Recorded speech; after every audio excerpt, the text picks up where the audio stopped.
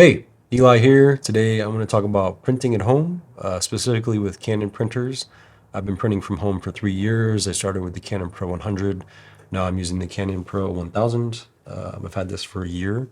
Printing from home can be very frustrating. It's not always going to work properly, but when you do get it, it's really rewarding. I bought this printer just for personal use to learn how to print on my own, and then also to see what my edits would look like from my monitor to prints, because I don't see a lot of the prints these days that go out. They just end up going through a lab through PicTime. And so, yeah, I started with Canon paper and I graduated to Hanamill. I really like Hanamill. I ordered it's like an 8-pack from Hanamill. You can just order an 8-pack and then print 8 different prints and then just see which one you like. I picked Bright Photo Rag, and it's 300 grams per square inch. It's a really nice kind of like got a little bit of shine to it, but more texture, not a lot of gloss to it, but a really nice print paper. And Canon is great too. I have just your Canon luster is awesome, and I keep a lot of Canon luster around just for maintenance issues. So or test prints. It's just much cheaper. But yeah, I want to give you some tips that can kind of help you combat some of the issues that I've had with printing at home. Number one is ink. Ink is very expensive. It's $700 for 11 cartridges to fill this printer. And so for $215 from InkOut, you can get 2 refills worth. You just have to pull the cartridges out. You draw out the ink with this syringe, and then you put on the little injector tip. You inject the ink in. It's very easy. I just did it yesterday. It took me about 20 minutes to get through all the cartridges. I'll put a little time lapse on here so you can see what that process was like.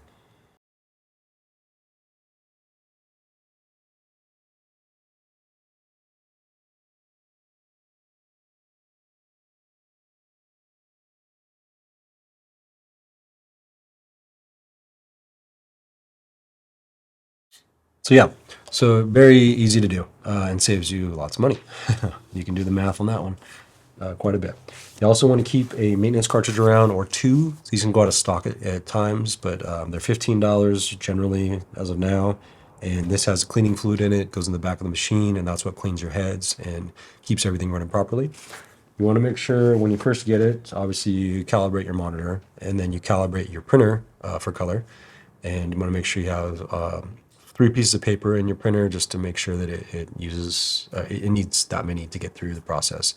Initially, I just had 1 in and it didn't work and wouldn't calibrate. The colors were coming out horrible. And I found out, oh, you need more paper. Didn't tell me that. You want to make sure if you have any issues, you check your head alignment and then you can clean your heads. Also, they recommend that you print once a month in order to keep things running properly, which you just have to remember, I guess, or you can set an alarm, or just, one little print. You could do a 5x7 just to keep things running properly and smoothly. What else? Talked about paper, ink, cleaning heads, calibrate your monitor. Just number one thing is just be prepared for it not to work properly all the time. Just go into it expecting it not to work, and if it works, you can get excited.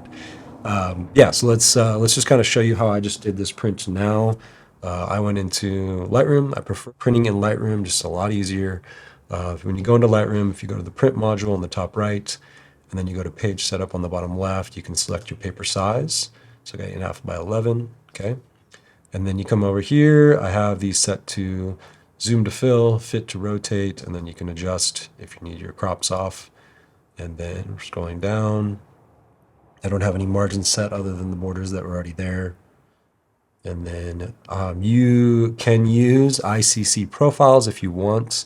I have had mixed results with ICC profiles. That is a profile you download from the paper manufacturer that helps the computer and the printer communicate the colors properly. I just select print by or manage by printer. So under color management, I just select, where is it? Oh, here we go. Manage by printer. And I seem to find the best results that way, which is, after trial and error, that's just the best I found.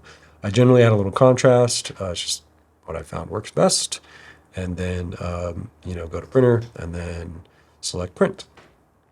It can take a little bit longer to print than you'd expect, but when it comes out properly, it's pretty exciting and very rewarding. So I've got a lot of prints around my home. I've given some out as gifts. I don't sell prints because I'm not expecting this to be a reliable print source for me. and it's just much easier for people to go up to pick time and use the labs that I've chosen, and they're going to do a much better job than I will and be more consistent. And then, yeah, just much easier. So occasionally gifts, but yeah. So hopefully this is helpful. Just want to shed a little light on printing at home. It's not all amazing. It is fun when it works, but just be prepared to be frustrated. So that should be the title of this video. Cool. Thanks for watching. Hopefully this is helpful. And if you are printing and you've got any tips for me, that'd be great to know in the comments. Because I think, I'm always learning, and there's not a lot of resources out there for printing. There's a couple old videos, but there's not a lot of current stuff. So have a good one.